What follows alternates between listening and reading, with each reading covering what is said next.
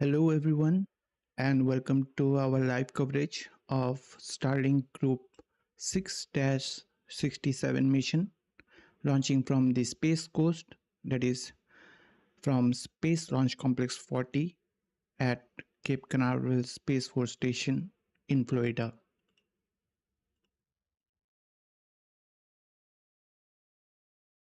We hope you all are doing fine and excited about the upcoming SpaceX Falcon 9 launch of Starlink. Well, if this is your first time joining us, hi, my name is Dipta Maitra. I'll be your friend and the host, providing commentary for today's mission launch, and you are watching AstroYonder live. Roger, 0G, and I feel fine. Capsule is turning around. Houston, we see a nominal MECO. Welcome to space.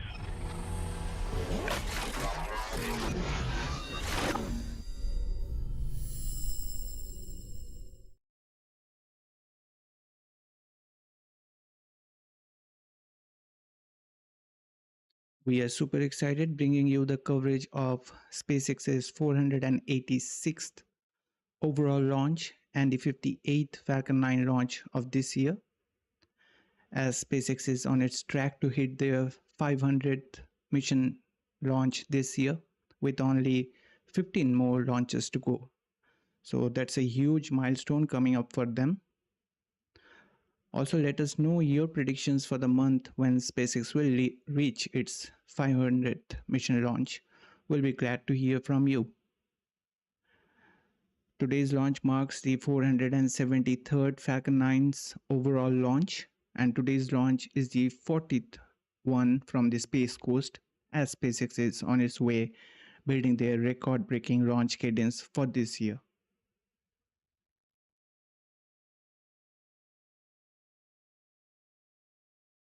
We are waiting for a Falcon 9 liftoff at 12:38 p.m. Eastern Time, 4:38 hours from Florida for a southeasterly launch for SpaceX Starlink mission. Today's Starlink mission 6-67 will launch 28 version 2 mini optimized Starlink satellites to low Earth orbit. Now, before we dive into the mission details, on behalf of the AstroYonder team and our awesome moderators, thank you all for joining us for today's launch, and we are so grateful to have you as part of the stream. Really appreciate you being here, and a huge shout out to our amazing YouTube community for the support as we bring you detailed coverage of space launches with all the stats and insights. We are truly grateful to have you all here with us. Now, we would love it if you guys join the chat and let us know where you are joining from. Also, please feel free to share any questions, suggestions, or opinion with us. We would love to hear from you guys. Now, just a heads up, it's me only managing the launch coverages on my own. So if by chance we face any technical issues or hiccups, kindly bear with me and hang tight. There is absolutely nothing to worry about. I will do my best to guide you through the upcoming Falcon 9 rocket launch happening in approximately 38 minutes from now. So now let's get into the mission details. According to 45th Weather Squadron officials, today it's quite promising and fair weather conditions for the launch. There's a 95% chances of favorable weather conditions at the time of the launch, with only 5% launch weather constant violations related to cumulus cloud rule. Otherwise, it's a 95% go for the launch today. The forecast calls for a temperature of 27 degrees Celsius, clear skies with 0% cloud cover and a wind speed of 7 miles per hour. Now let's take a look at today's payload details for Starlink Group 6-67 mission.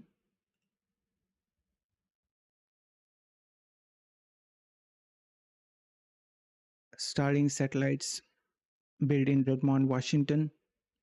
Today's payload consists of 20 of the newer optimized Starlink version 2 mini satellites This launch marks the 41st dedicated Starlink launch for this year. Now, just a quick fun fact. Before this launch, SpaceX had already sent up 964 Starlink satellites in 2025 alone. And with this one, the count jumps to 992. Just 8 more to hit that 1000 mark.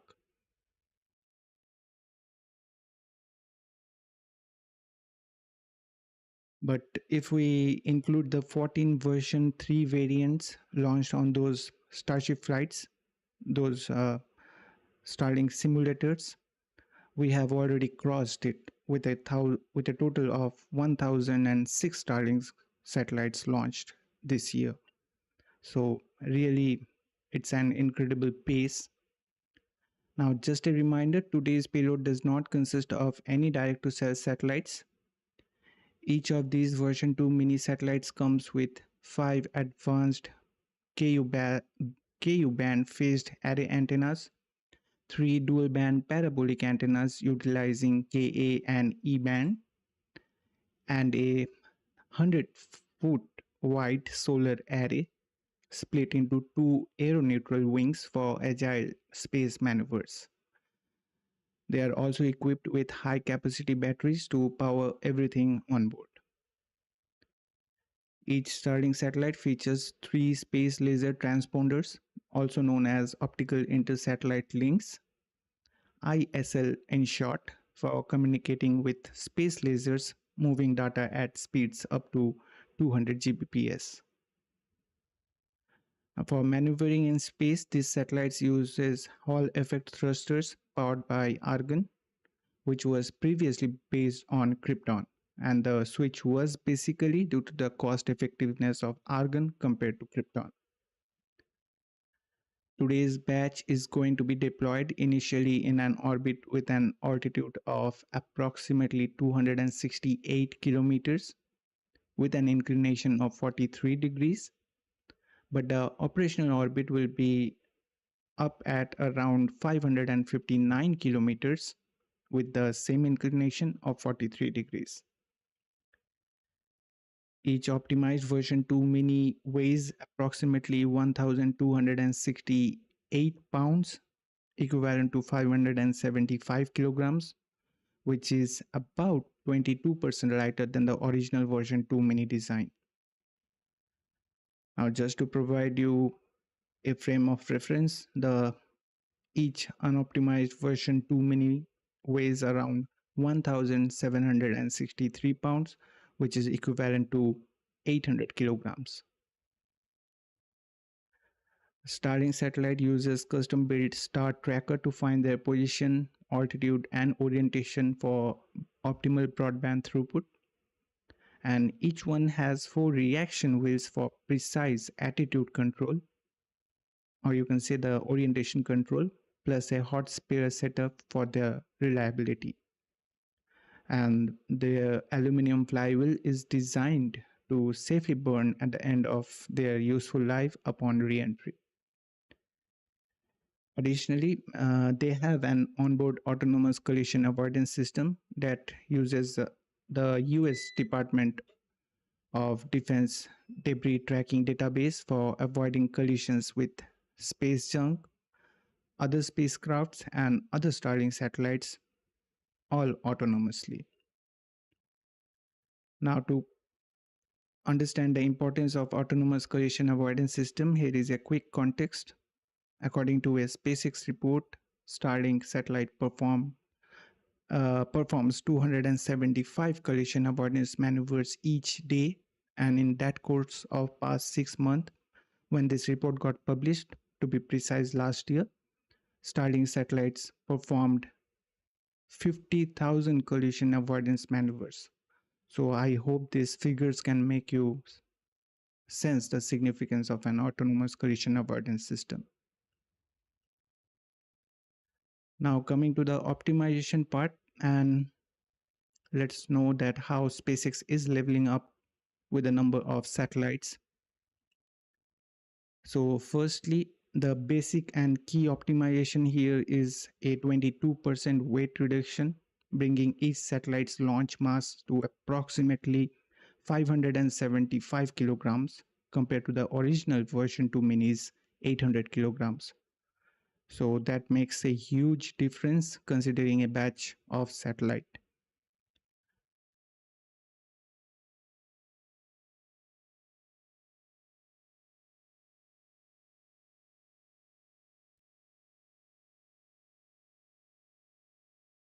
This lighter design, achieved through upgraded avionics, propulsion, and power systems, allows more satellite to fit within the Falcon 9's payload capacity. Additional enhancements include a Doppio dual-band antenna for improved bandwidth and mass-optimized components tailored for efficient stacking and deployment. So all thanks to these optimizations, allowing Falcon 9 to carry up to 29 satellites per mission, around 6 more than the original version 2 mini design, which we already witnessed a launch of that. Now again, some quick fun facts. With the recent May 4th 2025 Starlink launch, SpaceX broke its own record by launching 29 version 2 mini satellites, surpassing the previous high of 28. That was the biggest batch yet for the version 2 mini variant. In comparison, the highest for version 1 is 60 satellites, and for version 1.5, it's 56. Now, with today's launch, it marks the 17th time SpaceX launching its optimized version 2 mini variant.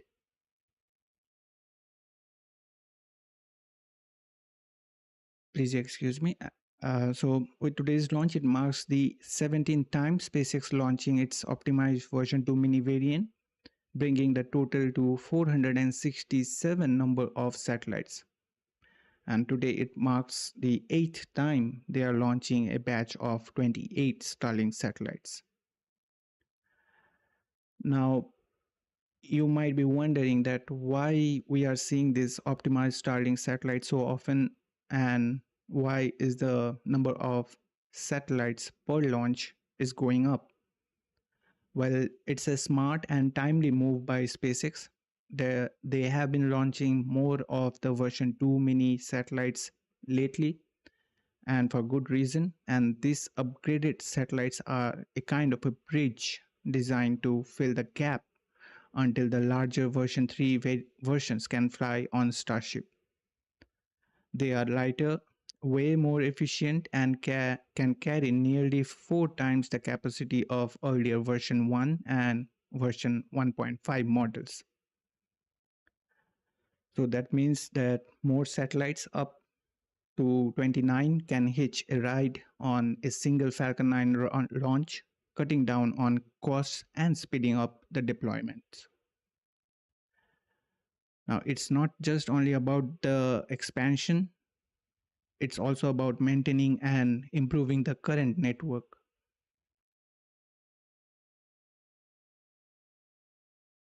With the older satellites reaching the end of their life being deliberately deorbited, like in past we saw February last year, 2024, SpaceX announced deorbiting 100 older version 1 satellites due to a potential flaw. So there's a need to quickly fill those gaps. And recent data shows on average 4 to 5 satellites are deorbited daily. So to keep up with the global coverage and meet the growing demand, SpaceX is replacing them with these high performance version 2 mini optimized ones. Each one is packed with more capability and keeping the constellation strong, while the generation 2 network of up to 30,000 satellites gradually comes together. Now, once again, just a reminder, SpaceX is currently targeting a liftoff time of Falcon 9 from Cape Canaveral in Florida at 12:38 p.m. Eastern Time, 4:38 hours UTC on Wednesday, May 14th of 2025. So now let's take a look at the flight record for the booster supporting today's Starlink 6-67 mission. The booster with tail number 1090 supporting today's mission. You can say an infant booster with only 3 previous flights in its record, including missions like SES O3B Empower E, one crewed launch, SpaceX Crew 10, which marked the 10th operational NASA commercial crew program flight and the 16th crewed orbital flight of a Crew Dragon spacecraft. And recently, Bandwagon 3 is SpaceX's dedicated small-sat rideshare mission to a 45-degree mid-inclination orbit, apart from its another rideshare program that is known as Transporter rideshare series. Excuse me for pronouncing it wrong. Now, up until now, this booster has not supported any Starlink missions. So that will be changing today, as this launch will be its first Starlink flight. This will be the booster's third supporting mission with first droneship landing of the year. The booster's turnaround time as of today is 23 days. The last mission supported by today's booster was Bandwagon 3 from here at Slick 40 on 21st of April this year. This last mission supported by today's booster was, as I said, the Bandwagon 3, and now it's awaiting its fourth flight about 25 minutes away from now. Now, here are some, again, quick fun facts regarding the booster. Today's mission will be the fourth consecutive launch of this booster from East Coast, with all previous launches from Pad 39A and Space Launch Complex 40, with its first landing on A Shortfall of Gravitas droneship, marking its second droneship landing in total.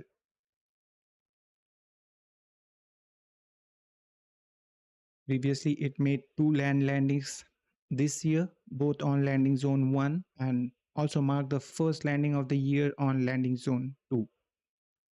It also landed on Just Read the Instruction droneship last year. So that's all about the booster. Now, before moving on, would like to welcome Bob Tripika, one of our moderators here at AstroYonder, joining us. It's a daytime for you, Bob Tripika, so I hope you will be enjoying the launch. We will be getting some good views, and today it's your favorite drone ship as well, A Shortfall of Gravitas. And yes, Starship is just only 1 week away, so let's see. Although this, I'm not getting pessimistic, being optimistic only. I'm saying that this ship 35 was a little bit of troublesome, but we did had a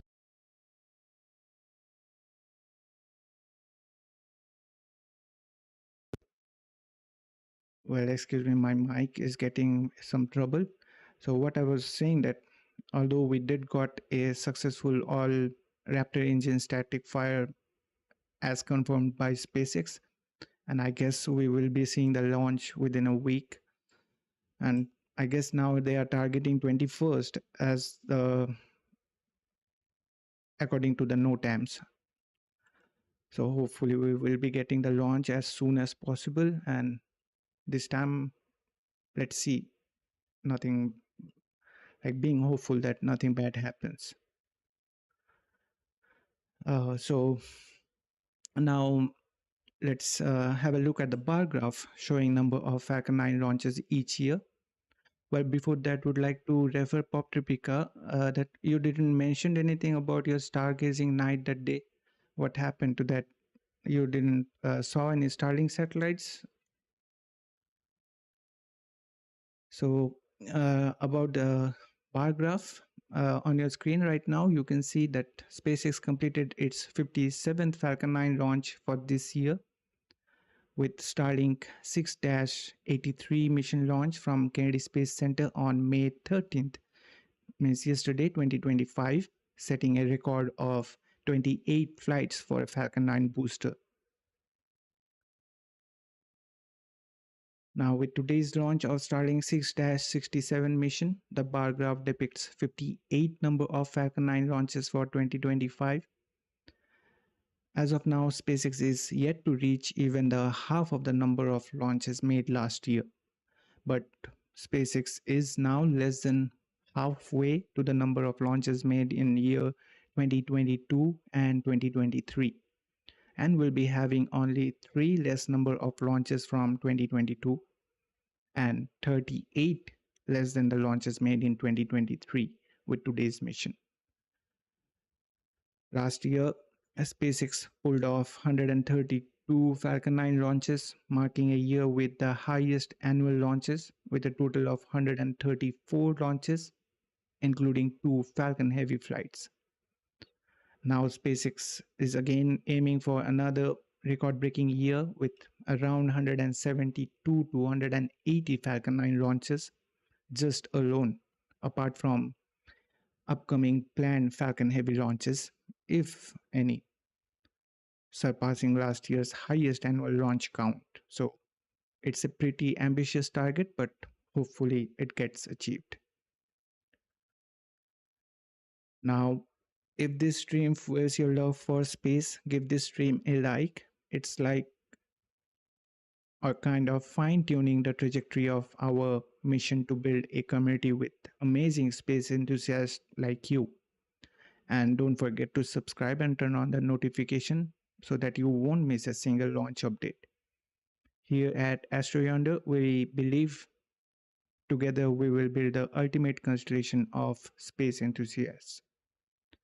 Now, please allow us a couple of seconds and to check whether the launch is on time or not. Yes, it's on time.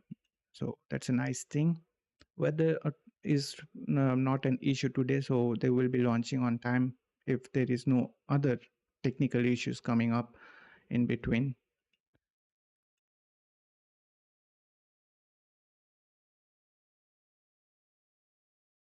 So you did saw Starlinks.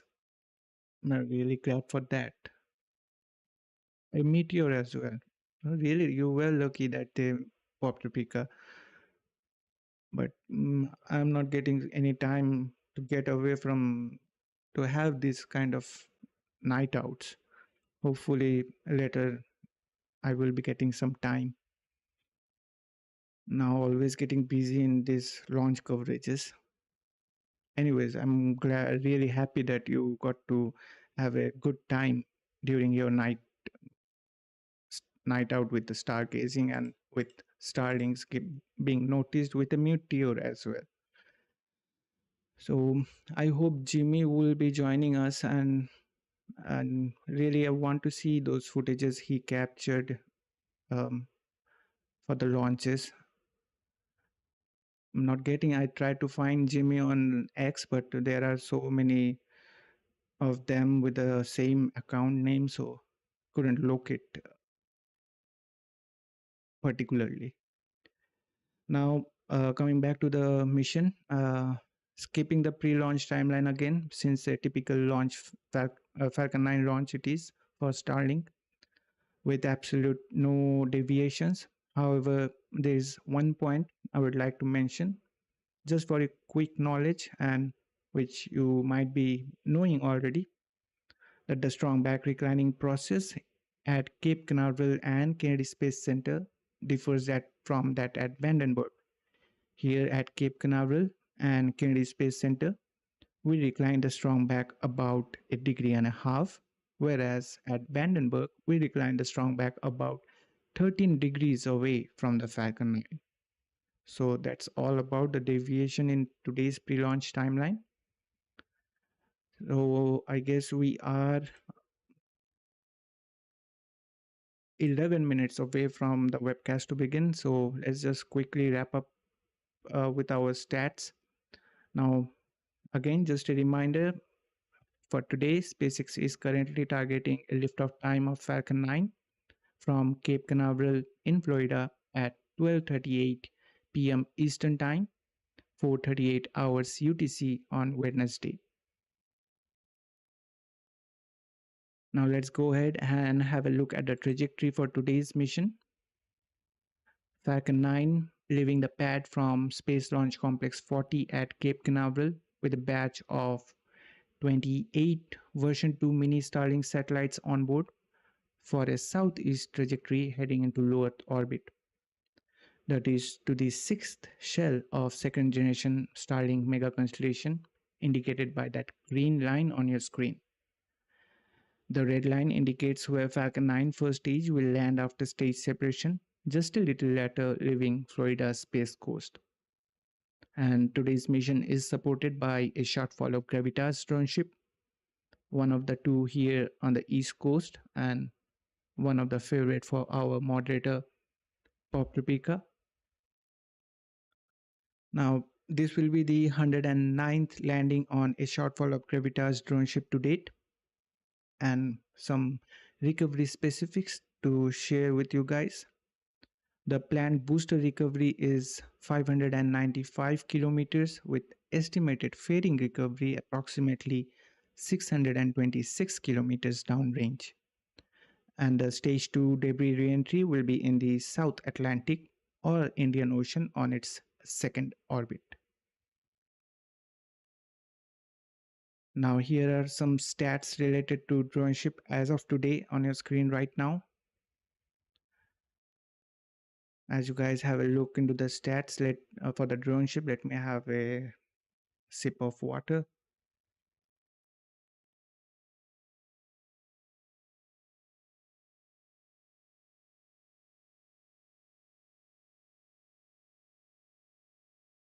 To our moderator Pop Replica, I'm referring. Well, Pop Replica, it's my dream to have a telescope with a high resolution, which we are seeing mostly on YouTube videos, so that I can capture them, and that's my favorite way to time pass. But as of now, I'm not having any telescope yet. Hopefully, we'll be having one of them in future, and if I can, then I will be surely sharing those footages with you on this YouTube channel as well. Really, they are fascinating, as you are saying. Now, speaking of the fairing recovery, SpaceX will utilize a recovery vessel to retrieve them from the Atlantic waters.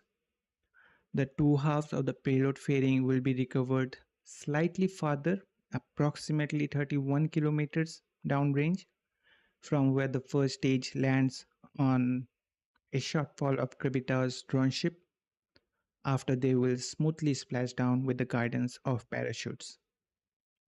We know SpaceX manufactures this fairing in-house, so no wonder that they will be recovering them, as because each, for both the halves, it cost nearly $6 million. So they will be following the same approach with these fairing halves, recovering them just like with the rocket boosters. Now on your screen you can see how a fairing recovery operation looks like. The recovery vessel on your screen is Doug performing the recovery operations, also being today's supporting recovery vessel here at the East Coast. Other recovery vessel Bob is heading back at Canaveral, after supporting the recent Starlink 6-83 mission. Otherwise, Bob and Go Cosmos here at the East Coast are awaiting their next assignment. So it's been a quite busy time for all the recovery vessels except Go Cosmos. Now, before proceeding, we have a request for you folks again. Consider giving this stream a like as your way of boosting us past max Q through maximum dynamic stress of YouTube algorithm. It really helps us connect with more space enthusiasts like you, and we are burning our all-day propellant to bring you the stream with With that, we expect your kind support for us by tapping the subscribe and bell icon so that you won't never miss any upcoming stream, like a perfectly timed launch window. Now, coming to some stats related to today's mission launch. Today's mission launch marks the 486th SpaceX's overall launch and the 41st dedicated Starlink launch of this year.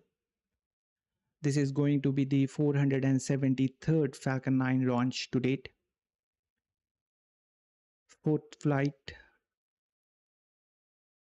of this particular Falcon 9 booster supporting today's mission with tail number 1090, marking a move after 23 days. By that I mean the booster's turnaround time. Now, today's mission marks the 58th Falcon 9 launch and SpaceX's 60th overall launch of 2025, considering 2 Starship flights. This will be the 415th Falcon booster reflight to date. That is a launch of a booster that has flown at least once before. This figure was for the Falcon booster fleet overall. Now, 251st orbital launch for SpaceX, launching from Space Launch Complex 40, and the 306th orbital launch from pad Slick 40. And with this success of the mission, SpaceX will have a remarkable 8,638 Starlink satellites, including 609 dedicated direct-to-cell satellites launched to date. Now, we are about to see another direct-to-cell satellite launch after a brief 3-week pause in between, with the upcoming Starlink 12-15 mission, currently scheduled for no earlier than May 19th. Now, moving on to some reusability statistics. This launch marks the 399th Falcon 9 reflight to date, so that's only one less to set a record. I guess that will be happening with the upcoming Starlink launch from Vandenberg. This will be the 109th landing on A Shortfall of Gravitas droneship. 4th landing of the first stage booster with tail number 1090 supporting today's mission. And with this mission's first stage landing, SpaceX will be having their 357th overall droneship landing, marking 427th Falcon 9 landings so far and 446th SpaceX's overall landing to date. Now, speaking of landing, here are some of the stats related to the droneship landing prior to today's launch. So please don't get confused with the numbers shown on your screen right now. These droneship landing stats on your screen are excluding today's mission. These are prior to today's launch. Now let's have a look into some key stats for SpaceX launches for this year specifically, including today's mission. With today's mission, SpaceX will be having its 60th launch of this year, and out of those 41 are Starlink missions, including today's one. 17 were non-Starlink missions for commercial and government organizations, and 2 Starship launches. 55 of these missions using a reused booster, including today's one as well. Now, if we look into the geographical distribution, we get SpaceX will be having 40 launches from East Coast. On the West Coast, having 18 launches from Vandenberg Space Force Base. And as of now, 2 launches from Gulf Coast at Starbase in Texas, with the Starship 7 and 8 test flights and 2 super heavy booster catches for both of those test flights. Now, we got an update for the upcoming Starlink Flight 9.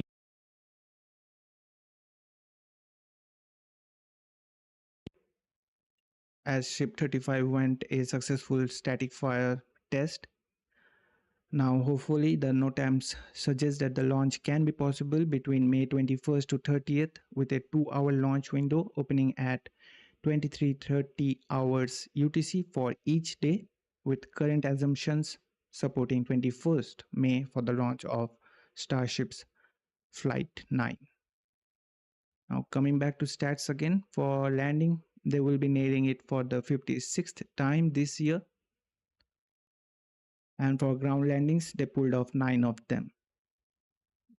Now, SpaceX is working on adding a landing pad at East Coast to in order to retain the return to launch site, also known as RTLS capabilities. And I hope they will be having only one landing pad as per the current speculations are going on. Now, today's mission marks the 222nd launch since last mission failure. That is the Starlink 9-3 mission. And moving on to this year's orbital launches, including today's one, with this 103rd orbital launch of the year, United States is leading with 67 launches, followed by China with 26 launches, Russia with 5 launches, 1 launch each by India, Japan, and Europe with 3 launches. Now, Australia is about to debut with tomorrow's launch of Ares rocket.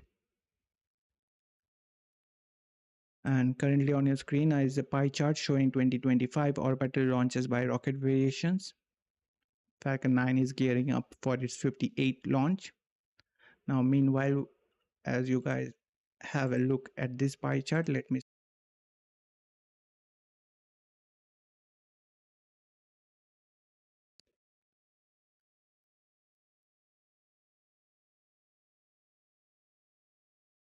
Well, yes, stream is up. That's a nice thing. So let's head over and please allow me a couple of moments to set the stream for you guys.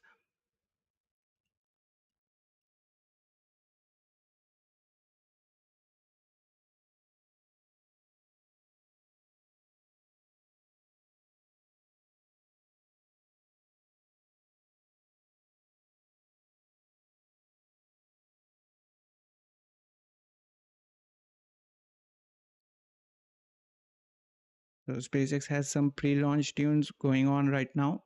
I will hook into the mission audio feed once it drops. Adding value to your viewing experience here at AstroYonder is our top priority. So if you feel we somewhat achieved that, please consider liking this stream. It really helps YouTube's algorithm bring in more space fans and help others to find this stream. Also consider subscribing to our channel as we work hard to bring you streams packed with stats, details, and insights. We would love to have you guys on board and would be incredibly grateful for your support.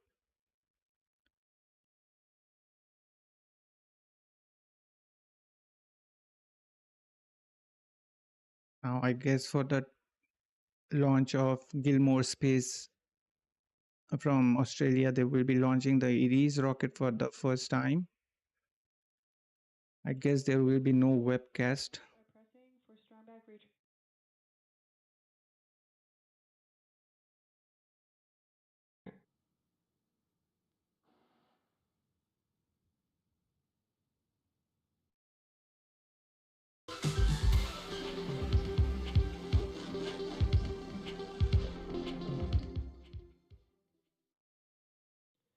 Sorry, we had a minor glitch in between. So we did got the call out for tanks getting. What is happening? I don't know. I guess for the quality it is happening.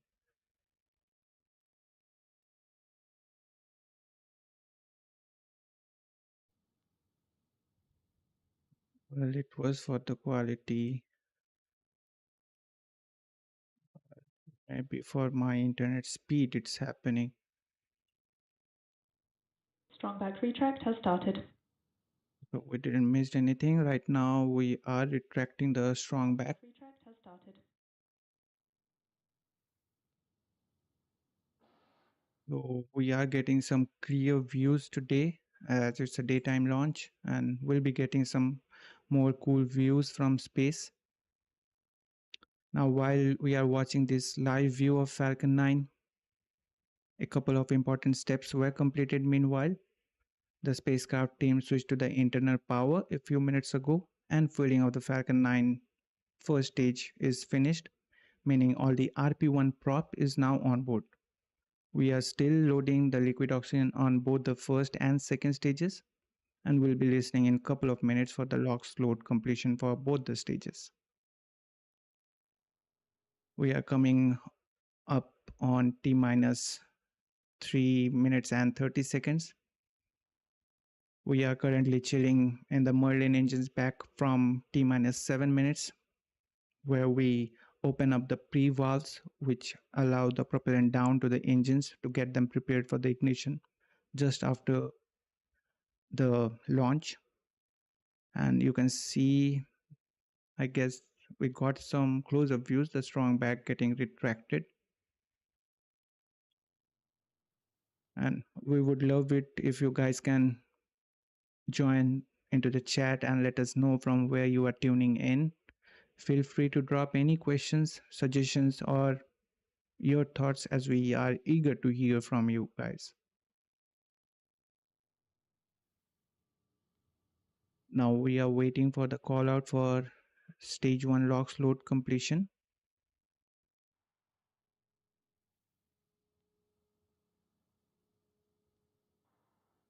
I guess we missed that. Stage 1 LOX load is complete.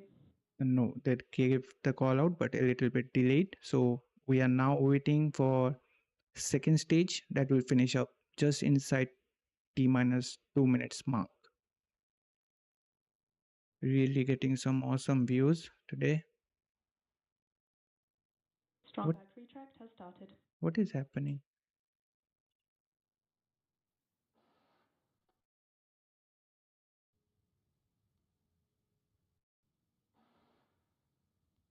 Strong back retract has started.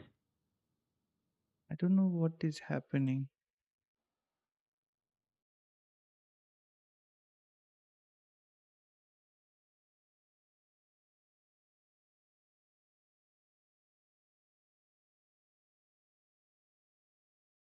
Just a second, guys. Give me a couple of seconds to check what is the issue. It should not be happening like this. But don't worry, I won't let you to miss any of the events meanwhile.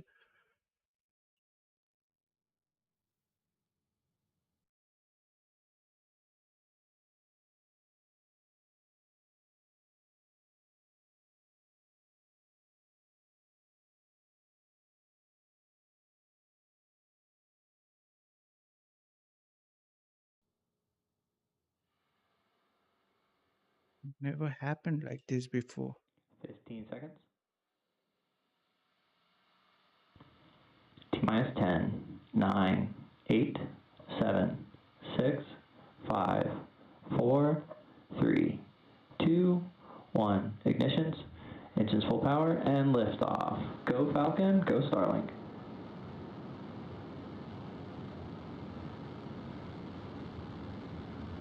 Vehicle is pitching. Pressure is nominal. Vehicle is pitching downrange. So with that, we saw a successful liftoff of Falcon 9, clearing the tower. 30 seconds nearly into the flight, Falcon 9 is on its way with 28 Starlinks on board.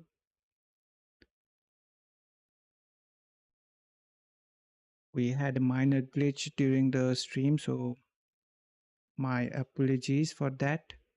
But at least we didn't miss the liftoff.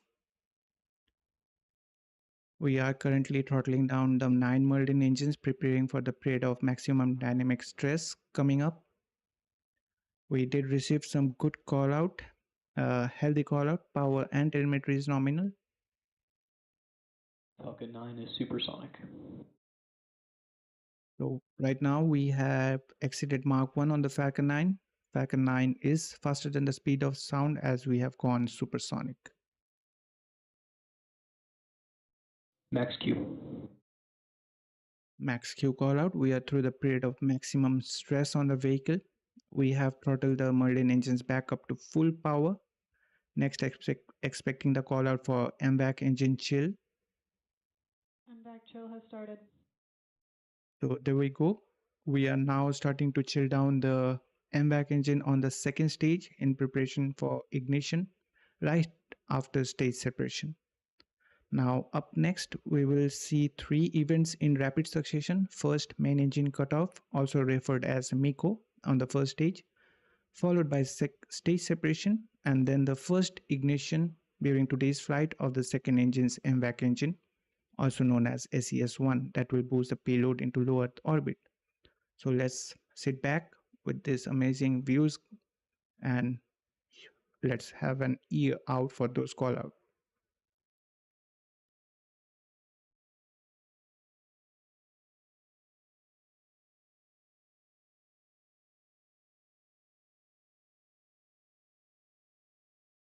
Main engine cutoff.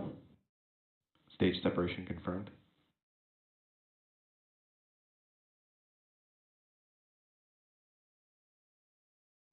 MVAC startup. So we just got the call out for all the back-to-back milestones. Next up is the fairing separation call out we are expecting. Those titanium grid fins getting deployed by the flight computers. So we got the call out that the fairing has successfully separated.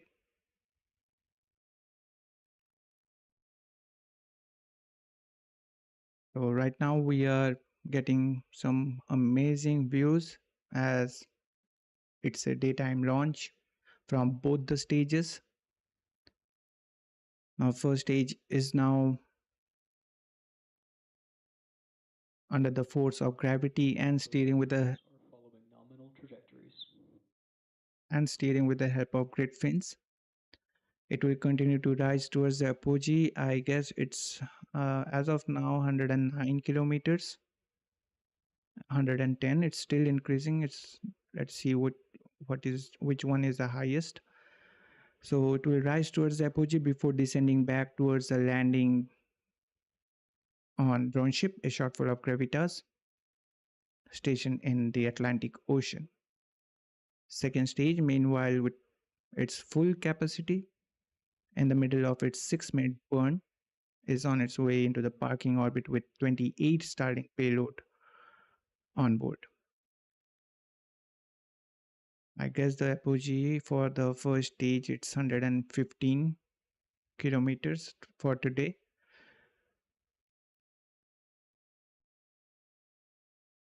So today it marks SpaceX's 486th launch.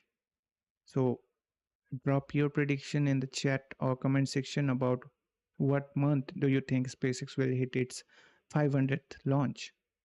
We are excited to hear your thoughts. Now about the Gilmore Space, what I was saying, that Gilmore Space in Australia is now preparing to launch the inaugural flight of the Ares Block 1 rocket, targeting tomorrow, that is May 15, 2025, from Bowen Orbital Spaceport launch site in North Queensland. It is the first Australian-made rocket aiming for orbit from Australian soil, and I hope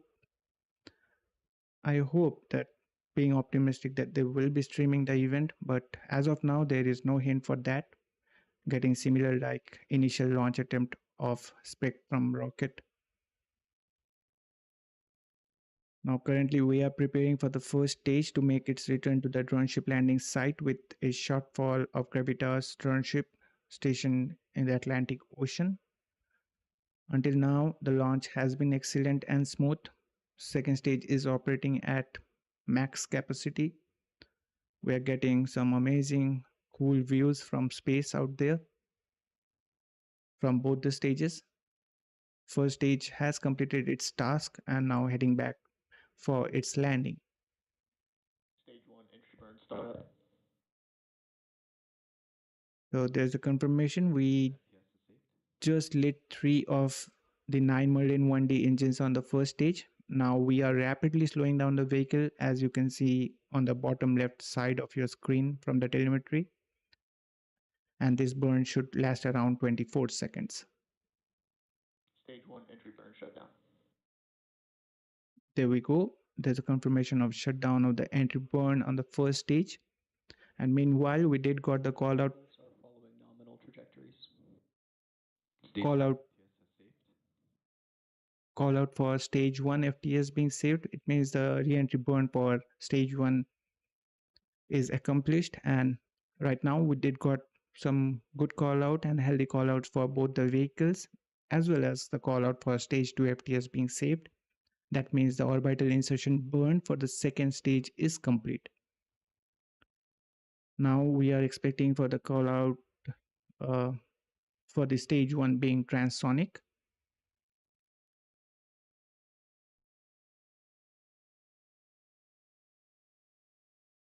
Stage 1 transonic. So you just heard the call out. So now the first stage is traveling slower than the speed of sound as it heads towards landing. Speaking of landing, we are just less than 60 seconds away from that. Next, expecting the call out for stage 1 landing burn. Today we are getting some good views of from the first stage as well. Stage 1 landing burn. So there we go. We got the call out for stage 1 landing burn. Great views of that center E9 engine now lit. Should be seeing those landing legs getting deployed any second now. Stage 1 landing leg deploy. Stage 1 landing legs deployed.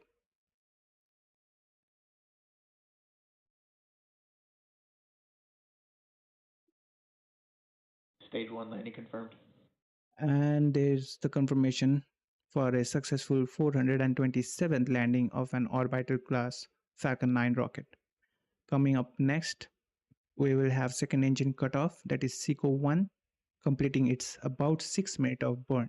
And following that event, the second stage will enter into about 46 minutes of coast phase. And we did got the call out for SECO 1 as well as the visual confirmation. So there we go. The call out we were waiting for. Second stage engine cutoff, SECO 1, and we didn't got the call out for nominal orbit insertion, but rest assured that it occurred as expected. Now today's launch marks SpaceX's 486th successful mission, with the landing marking their 446th success. So with that, we will wrap up our coverage for today. But before that, finally, and most importantly, we want to thank you for tuning in to our live coverage from wherever you are watching from. Also, my sincere apologies for the minor glitch we faced in today's stream. We really can't do this broadcast without your support, and we are grateful for your continued encouragement for everything what we do here at AstroYonder. Also, be sure to check out our social media handle on X for the latest happenings in the space industry and updates on upcoming launches. Guess the link got posted on the chat section. And hope you guys enjoyed the stream. We really appreciate everyone joining us for today's launch. Wishing you a nice week ahead. Also would like to thank Pop Tripika, one of our moderators, joining us, as you could find some time meanwhile in the middle of the day, while our other moderator, I guess, is sleeping right now, as it's a late night for our other moderators. But thanks, Pop Tripika, for joining us and also sharing about your experience of that night out for the stargazing. Really felt glad to know about that experience. Once again, thanks everyone for watching. This is AstroYonder Live and me, Dipta, signing off for now, and we will see you next time.